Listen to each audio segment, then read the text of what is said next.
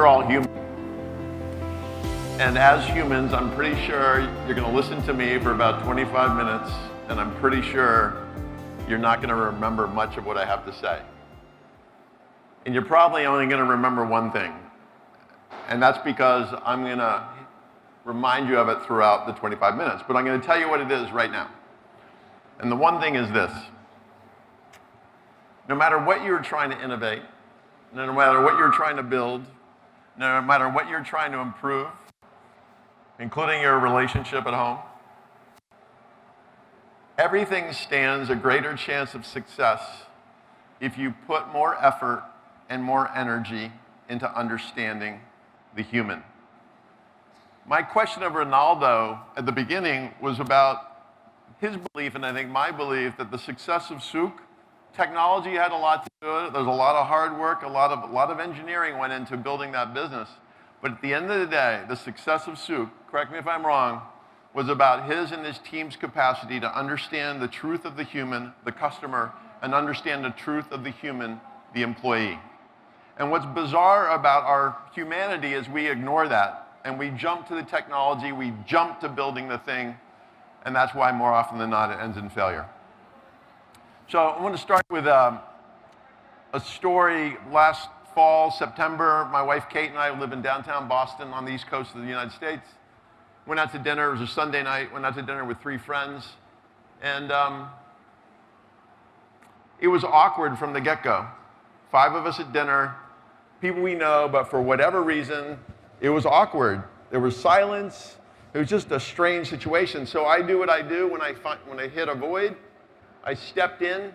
I started talking, I started telling jokes, I started asking questions, and at some point, my wife, my darling wife, Kate, looks at me from across the table and does this, which in America politely means, darling, please be quiet, not so politely means, darling, shut up.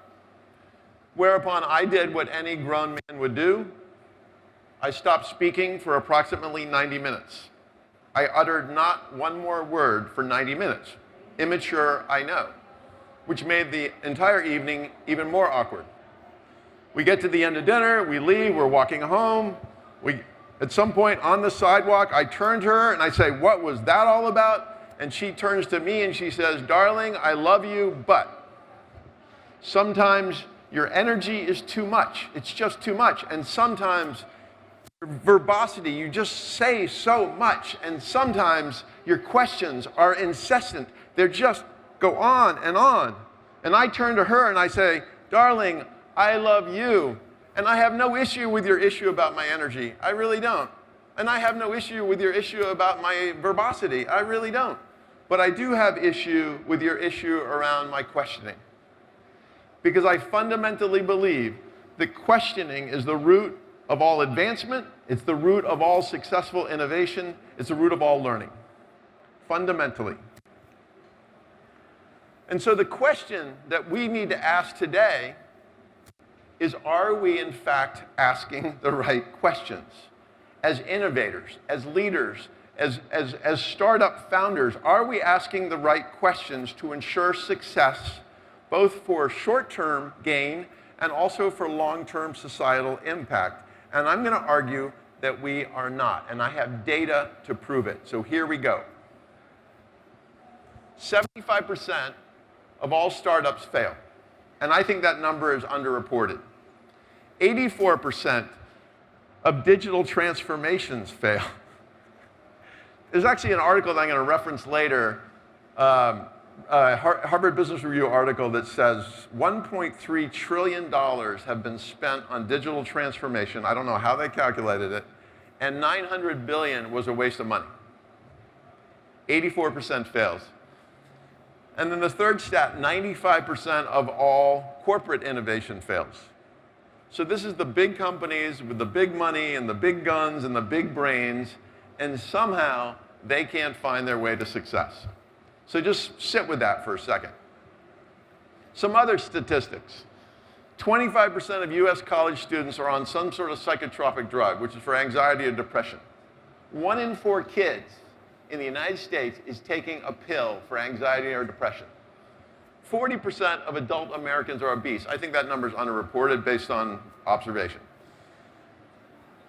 Thank you. 1 in 4 Americans feels isolated, effectively lonely. And this is not just a social issue, it's actually a healthcare issue. Look at this. Loneliness has the same impact on mortality as smoking 15 cigarettes a day. We have an epidemic in the United States of disconnectedness right now. Now you can argue, like, is that set of sort of social factors really connected to innovation? And I'm going to say maybe not directly, but there's certainly some causes. And so it sets up for me this question of, do we actually understand humanity really? Do we understand humanity really in terms of achieving short-term success, short-term innovation success? And do we understand humanity really in terms of what some of our innovation is doing long-term societally? And I think the answer is, based on those stats, is fundamentally no. So here's the deal. The truth of the human, we want to make it simple, right? We want to look at it this simple way and say, well, before we were over here, and now we're over here, and here we're just a more rational version of the thing on the left. But the truth of the human, we're both incredibly simple and incredibly complicated. Why we do what we do is complicated. Why we don't do what we should do is complicated. And why we should do what we don't do is complicated. And the bizarre thing is, none of you spend any amount of time thinking about that stuff. We jump to the thing, the technology, the box to build, without stopping and saying, wait, what exactly is going on with the human in us and the human outside of us, known as our customer or known as our employee? And this complication actually gets more complicated when you look at it through this lens. So there's this guy named Abraham Maslow, 1950s, 40s, 50s in the United States, and he came up with this thing called the Maslowian hierarchy of need. How many have ever heard of this thing? Wow, that's pretty impressive. So for those that don't know, his whole construct or theory was that human beings live their lives, make decisions fundamentally through this hierarchy of need. And they always start at the base level. That we go through our world first seeking physiological support, meeting our physiological needs of breathing and water and food. Secondly, we seek safety, which is a form of control. And our ability to sort of adopt or engage anything absent those two preconditions is almost zero. Almost zero. To prove my point, I would like you all to stand up or turn around and introduce yourself to the person behind you right now. Come on.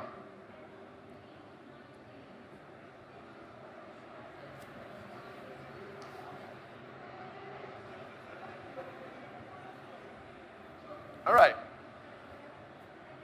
You can sit down now. So some percentage of you felt fear in your heart. Some percentage of you felt a little flutter, a little like, uh-oh, I have to interact with a stranger, right? Right? It's a Maslowian truth. You are operating in the need for safety, and you're about to expose yourself to strangers. You know, shy, the word shy is a euphemism for fear. That's all that is. The other interesting thing about interacting with strangers, on the one hand, we're afraid of them. We're afraid of them like we're afraid of the woolly mammoth, we're afraid of them like the saber-toothed tiger. Remember, we're primal creatures. We're not so far evolved from that guy on the left. But the other funny thing about strangers is we want their validation. Right? It's bizarre. Like, me being up here and being like a little bit scared is fundamentally because I want you to love me. So on the one hand, I'm scared of you, and on the other hand, I want you to love me. Here's another statistic. This is just alarming. If you thought 40% of Americans being obese is alarming, this is more alarming. 24% of American students in high school, which is like grades 14 years to like call it 18, 24% have engaged in sexting. If you don't know what sexting is sending a photo of self or somebody else to somebody else, a naked photo. Completely inappropriate and completely alarming.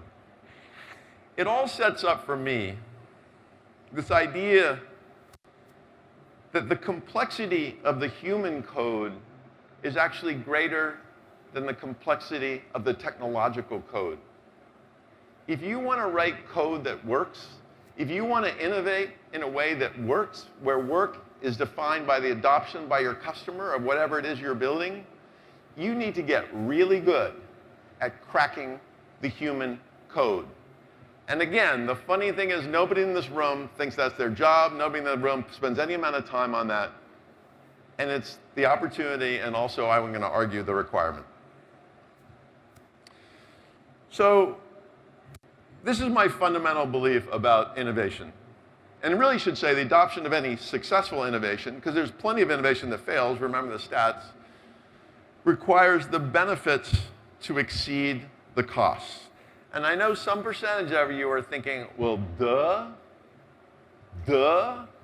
But I think we tend to look at benefits and cost in sort of a single-variate way, like a functional way. You know, I go to Starbucks or Cafe Nero, I know they have one here, to buy a cup of coffee, and the benefit is a cup of coffee, and the cost is how much it costs. But the truth is, there are many benefits involved in that scenario, and there are many costs involved. By the way, this is a photo of a guy named Alex Honnold. Anybody see a movie called Free Solo? So Alex climbed, in 2017, he climbed El Capitan, which is 2,700 meters, 7,500 feet, vertical in California without a rope. My point in sharing that image is the benefit to Alex was not getting to the top of the mountain, right? It's not getting to the top. The benefit was accomplishment. The benefit was multifaceted. And the costs were not the shoes that he was wearing. There were many costs involved, including potential loss of life. Many costs, many benefits. So money is a cost, and money is a benefit. So you invest, and you invest to get a return, cost and benefit. Time is a cost, and time is a benefit. So you work, you spend time at work in order to get time called a vacation. And then there's a set of physiological and psychological Maslowian needs that are both costs and benefits. And again, as we contemplate whatever it is we're building, we need to understand this multivariate truth.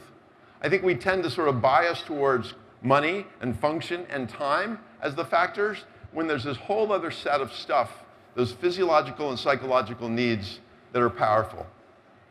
The other thing that makes it all more complicated and all more murky is I fundamentally believe this, that all major decisions in life are made emotionally. That as rational as we attempt to be, we ultimately are driven or motivated by what's going on in here versus what's going on in here. And I use as proof, I bet you nobody in this room did a spreadsheet on whether to come to this conference or not. Nobody in this room did a spreadsheet on who to marry or not. Nobody did a spreadsheet on what school to go to or not. We live by our emotions. So my mashup of all that stuff that I just said is that as you were trying to contemplate how to build something that works for the human, look at it through this 5-point lens, where yes, you're looking at costs and benefits associated with time, with money, with function, but also putting as much consideration, if not more, into the physiological and psychological factors. You know, I was thinking about buying a watch. Another example, like what's the benefit of a watch? Particularly in this world of this, what's the benefit of a watch? And it's not telling time, right? It's not telling time. And I think that's just there are examples that abound. A pair of jeans. Why do we buy a certain pair of jeans? Is it to have a pair of pants? I don't think so. Again, many benefits and many costs. And I found this quote recently that I think just captures what I'm trying to say so well by a guy named Henry David Thoreau, who's an American author. The cost of a thing is the amount of life you pay for it. So when you are asking a consumer or a human to adopt whatever it is you were wanting them to adopt, you need to recognize is that they are giving you part of their life. It is not a functional proposition, it is a human proposition. To prove this out, I want to talk about Uber. So Uber has, I think, a $130 billion valuation. And my question to you is that based on the value proposition of getting somebody from point A to point B cheaper? Is that how Uber or the car-sharing businesses have built billion-dollar empires on the back of that simple, single-variant value prop? I don't think so. I think Uber actually nails the Maslowian hierarchy. At the physiological level, yes, it gets me from point A to point B. But then, the holy whatever of Uber is this. This is, Ronaldo and I were talking about cabs briefly. Or you mentioned cabs, right? Anybody here remember cabs? So in America, you would call a cab, you had to go to a meeting, important meeting, you had to go to the airport, you called the cab company, they'd answer like this, and then you said, I need a cab, but 108 Lincoln, and then they'd slam the phone down, and then you'd stand on the sidewalk, and you would slowly be freaking out. You'd be quietly freaking out, high anxiety building as you began worrying about whether you were going to get to the airport. Do you remember this, Ronaldo? Whether you're going to get to the airport on time. And all of a sudden, that is replaced by your ability to control the entire thing. You know exactly who is coming, you know what kind of car they're driving, you know what their license plate is, you know when they're arriving, you actually know where they are, you know when they're going to pick you up, you know when they're going to drop you off. You are in control. And that is the profound thing about Uber and all the car sharing guys. And then it goes beyond that. There's a clubbiness to it. You know, I use Uber, you use Lyft, you use Kareem, whatever. It makes me, this is maybe weird, but I think it's true. It makes me feel better about myself because ultimately it enables me to realize my life. It enables me to actualize who I am. Uber is far more than a cost saver. It's far more than a simple function of getting me from point A to point B. And again, if you want to be successful with innovation, look at it through this lens. And there's a dark side to this lens, which Reid Hoffman of LinkedIn just wrote about, actually talked about. And I think this just underscores that we are primal creatures. We are not rational. We are not even intellectual. We are emotional, and we succumb to these dark and deep feelings inside. Look at what he says. Facebook is ego, Zynga is sloth, LinkedIn is greed. You know, there's a quote from Sean Parker, who founded Facebook. He said, we knew we had $1 billion business when we realized it was all about social validation. This is all true. And whether you're in the B2C business, the B2B business, it's all true. So that darkness leads to another darkness, and that is this. Remember, 75% of innovators fail. 95% of corporate fail, 84% of digital transformation fails. There's a graveyard of failed, really smart people who had pretty interesting ideas, who built something that didn't work. And this is the reason. It's not about your capacity to build the thing. In today's world, you can build anything.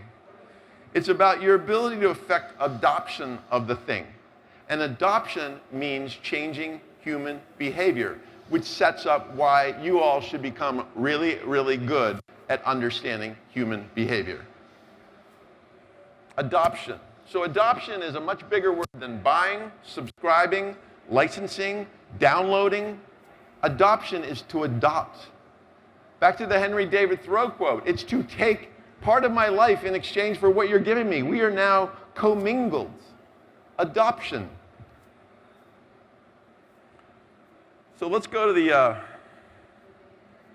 why digital transformation fails. Remember, 1.3 trillion spent, 900 billion a waste of money. $900 billion a waste of money. Why is that? So I found this article by this guy, senior writer, CIO magazine. 12 reasons. He cites 12 reasons in this article of why digital transformation fails. I think the first one is hilarious. Hilarious. So these big companies are undertaking something they actually don't know what it is. Crazy. Another, hilarious. The leadership isn't behind the thing. Huh? But let's just, number 4, resistance to change. This needs to be number 1, and I'll prove that to you in a second. And then he goes on and on and on. These are all the issues why digital transformations failed. Here's my Maslowian view. This is my why digital transformation fails and why most innovation change fails. The fundamental benefits, that multifaceted 5-point pentagram thing I showed you, don't outweigh the costs. And the costs are many. So check this out. The reason why digital transformation fails in corporations, organizations, is because we don't want to be uncomfortable. We cannot let go of the familiar of the past and the present. We hate change, man. We hate change. 2, blank slates scare us. Because a blank slate is a loss of control, right?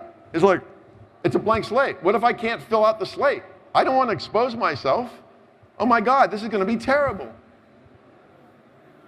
What if the new model does not need me or us? And I've actually read a bunch about this. The reason why digital transformation or organization change gets stalled is because people are intentionally stalling it. And the reason why they're stalling it is because they fear for their jobs. Like if we transform the business too much, we might transform ourselves out of a job. I don't want to do that. We won't accept we don't know what we need to know. This is actually statistically or proven by research. We won't accept what we don't know, what we need to know. And then the last one is we don't really believe we're vulnerable. We actually don't believe that this is all really happening. And I call that denial and delusion. So these costs are all in the way of change. I use an example of this. Years ago, there was a company called Polaroid, multi-billion-dollar corporation. I was doing strategy work with the senior team. We were in a room in Cambridge, Massachusetts. And at one point, I got up to the whiteboard and I drew a little bump on the board, and they're like, "What's that?" And I said, "That is a swell in the ocean called digital imaging. And in 5 years, it will be a tsunami that will take you out unless you take evasive action." And they all looked at me and said, "No way. That's 25 years out. No way." And 6 years later, Polaroid was out of business. But what's interesting is I realized after the fact that the 7 guys in the room, they were old white guys like me, they were all calculating their retirement. And they all were trying to figure out that if they just held on for a few more years, they could make it to retirement, and this whole digital thing would become somebody else's problem. Denial and delusion is real. So the question then becomes, well, how do you not fail? How do you not fail at digital transformation? How do you not fail at innovation? So this is one of my wacky views that has no data to substantiate it whatsoever. There are only 2 motivators to change. Only 2. One is aspiration, and the other is desperation. Aspiration is want-based, and desperation is need-based. The problem is aspiration is not particularly effective. Desperation is really effective. And as an example, I've been wanting to lose 10 pounds for 3 years. Ever since I've been at Harvard, I've got whatever. So I talk about losing 10 pounds. It's an aspiration. I do nothing to actually lose 10 pounds. And then I go to the doctor, and the doctor says, "Chris, if you don't lose 10 pounds, you're going to double the risk of having a heart attack." What do you think I do? I lose 10 pounds in 10 days. Desperation is really, in my view, the only real motivator. There's this other sort of thing going on, which is particularly true in the financial services arena. It's what I call just because. It goes back to the CIO guy writing, the number one thing is they don't actually understand what digital transformation is. I think there's a ton of just because in this industry. That people are investing madly at doing something they don't understand what it is, and they're doing it not out of aspiration, and they're doing it not out of desperation. They're actually doing it just because everybody else seems to be doing it too. That's called the bandwagon effect, and it's not particularly effective. So if I was running an organization, I was running a country, I was running a startup, whatever, what I would focus on is we need to find desperation. We need to create a chink in the whole thing that serves as real motivation for the organization. And secondly, we need to build a culture of innovation. So what is a culture of innovation? I think first and foremost, and really Ronaldo should come up and talk about this, first and foremost it involves active learning. You know, he talked about his experience as Amazon. Well, he learned things. He, as the CEO of Souk, is an active learner.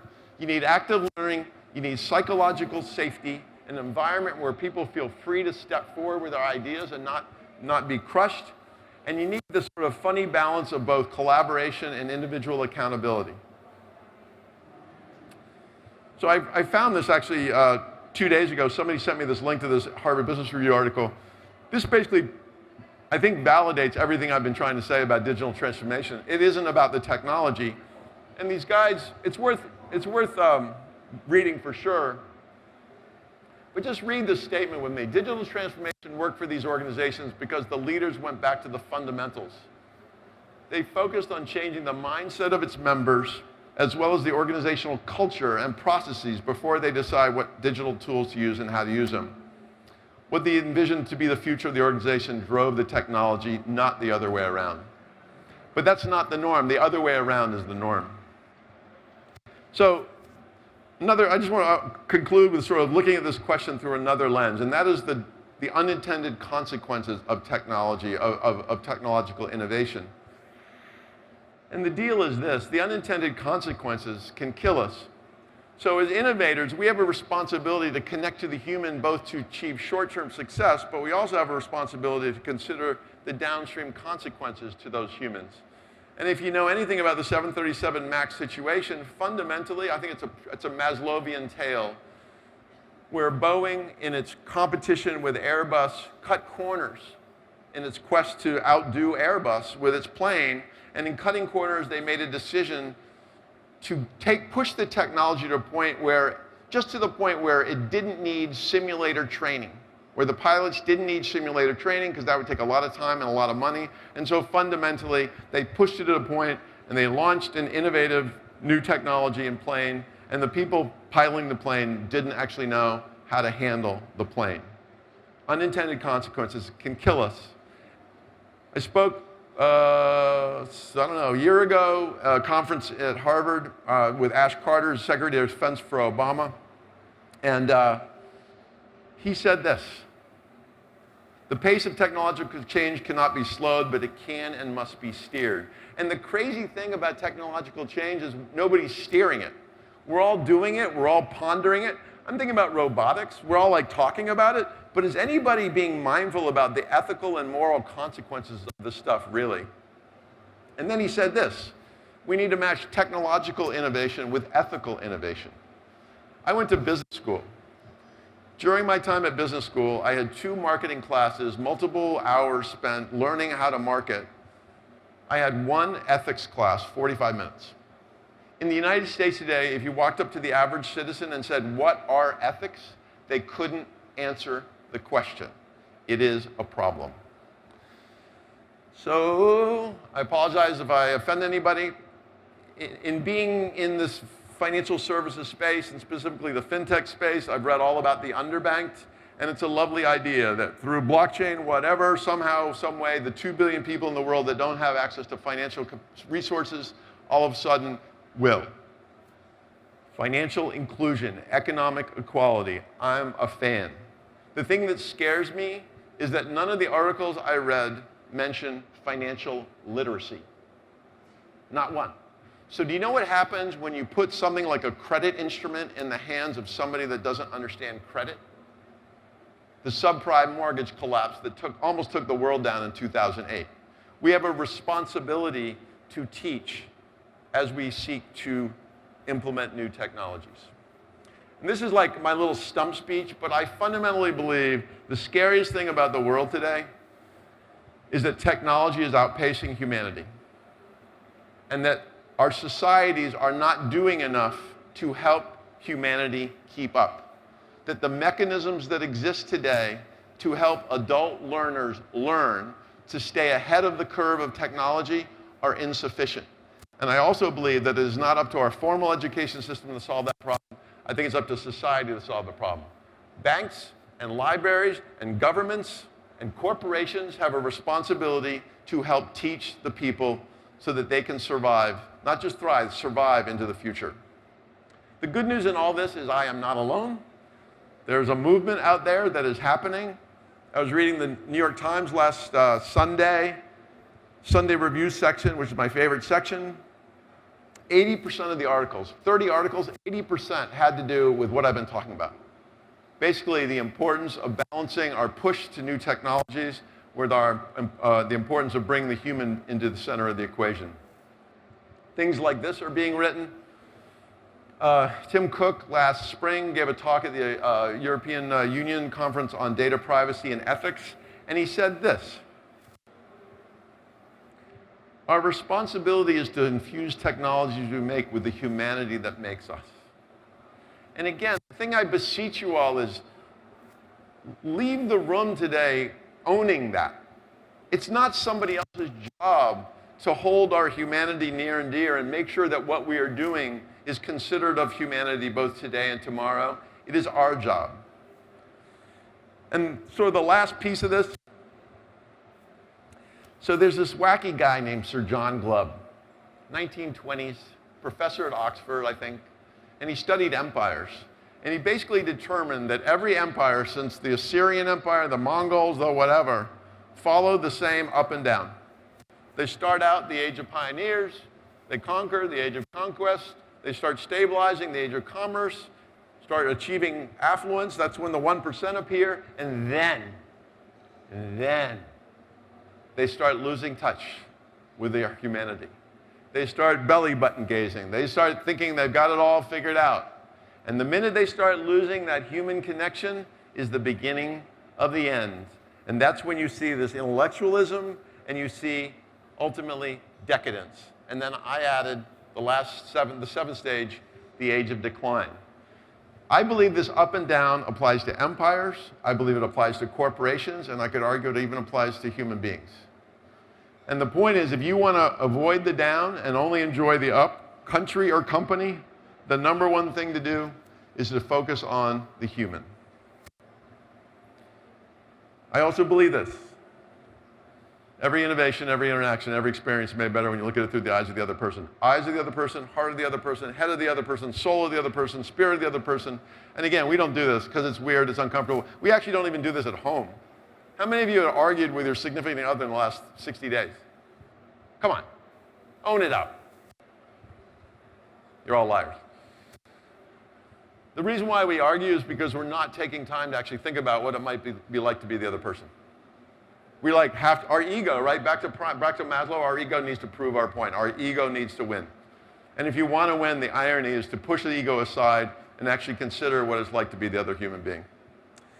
So, I actually believe in technology. I just finished reading Steven Pinker's book, Enlightenment Now.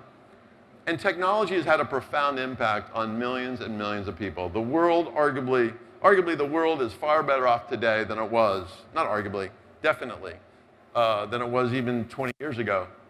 My whole point about it being dead, though, is that technology is an inanimate proposition that doesn't actually create value until you connect its capacity to the truth of the human.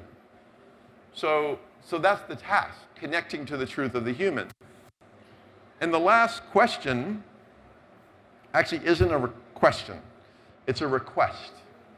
That as you guys leave here, as you walk out into the world, don't walk out as technologists, don't walk out as business people, don't go walk out as startup people, don't walk out as middle managers, walk out as humanists.